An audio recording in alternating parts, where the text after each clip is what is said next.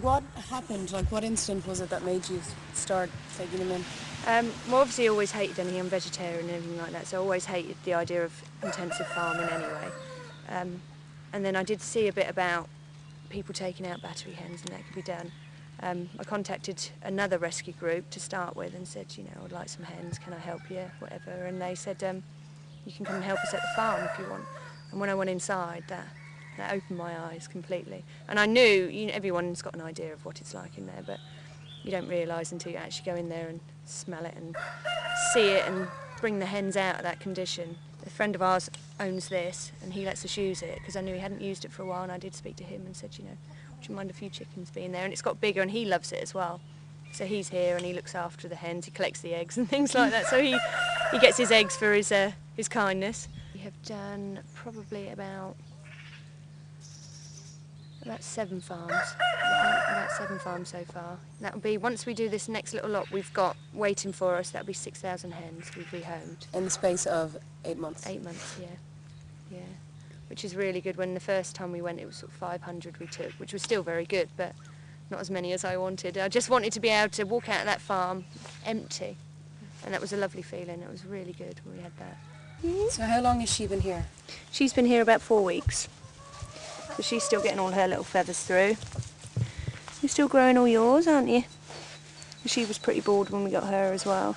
That's why she's still looking a bit tatty. Still got quite a big comb.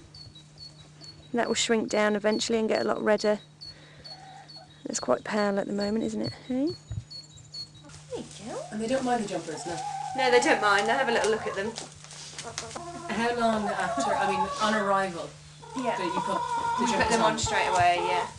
And how long would you keep them on them for? For sort of a week or so, depending on how feathered they are and where they're being kept and things like that. And we have so many of these bald hens come out that we have to rehome them with their little jumpers. They have to go to homes. Whoop. She's got to get used to it. And how long will they stay in this? Until they're feathered. Until they're feathered. Yeah, I mean some of these are now pretty feathered. And you were saying about their, what do you call these things? Combs. Combs. Yeah, they're quite big, and normally a chicken's comb won't be as big as that unless they're a cockerel. But these girls, it's a way like a dog pants. A chicken their comb will grow to release heat. See in the farms, depending on how warm the farms are, some of the hens have got extremely long combs, so much that they hang down the side of their face. One had it right over her eyes. But eventually, after normally about 6 months down the road, they'll shrink right back down to almost normal, really.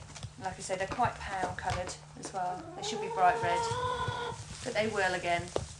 Some girls, where they've been knocked down in the cages, they don't get up again because of the space. Once they're down, the others stand on them and things.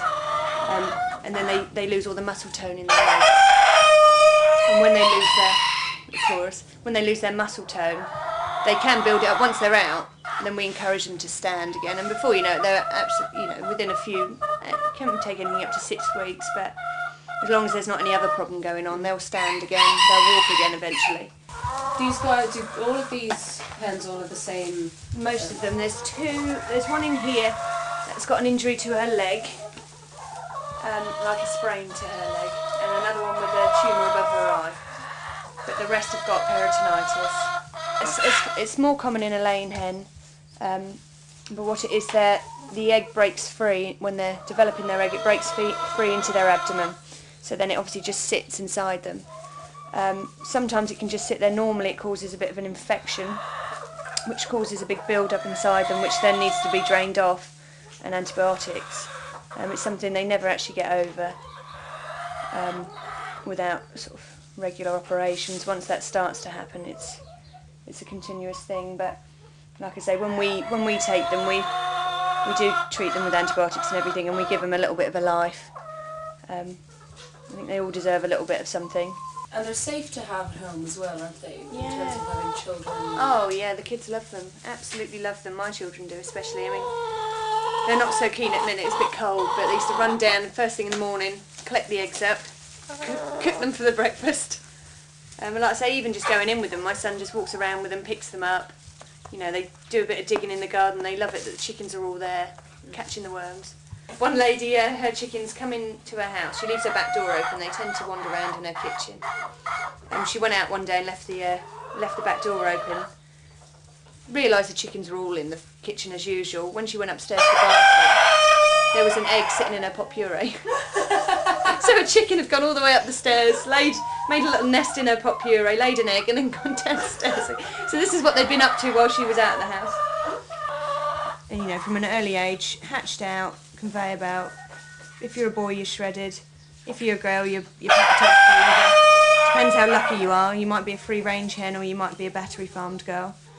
You know, they haven't ever had that experience of being on straw or solid floors really. I mean, they might have been in a barn as chicks, but they've never experienced scratching or anything that's natural to them. And as soon as we get them and take them out, we put them in the stables, and straight away they're scratching and pawing around. They're making little nests, they're spreading their wings, they're flapping their wings out.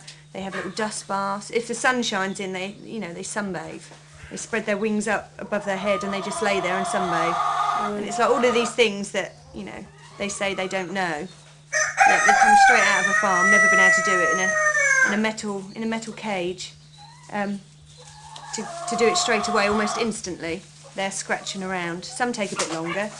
And like I say, some are straight in there, pecking around and scratching in the corners and making nests and things like that. Obviously, they've never ever had the opportunity to do that, and that is something that is a natural instinct. So like the enriched cages, they're supposed to be better, right? And Yeah, they are supposed to be better. What they are bigger.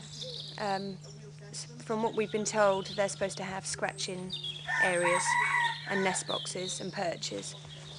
But the difference is they'll be bigger, but the government haven't changed the amount of space the chickens are allowed. They're still only allowed 1 square foot. That is their guideline. So even though the cages are bigger and there's more things in there, they'll still put as many hens in there. You know, they'll still be as cramped as they have been before. They haven't enlarged the amount of space one hen's allowed. So for every hen there's still 1 square foot. I'm not actually sure how they plan to do it with once they need to catch them out again. The cages are going to be very difficult to get them out of. So I think obviously they are going in the right direction. And they are realising that the hens need to scratch and need to nest and need to perch. That's their natural behaviour. But again, the space that each hen's allowed, so I mean they'll be compacted in again. So whether each hen gets to use everything in there will be a different story. So I mean they are supposed to come in 2012. The law is supposed to change. I think we'll find a lot of battery farms will shut.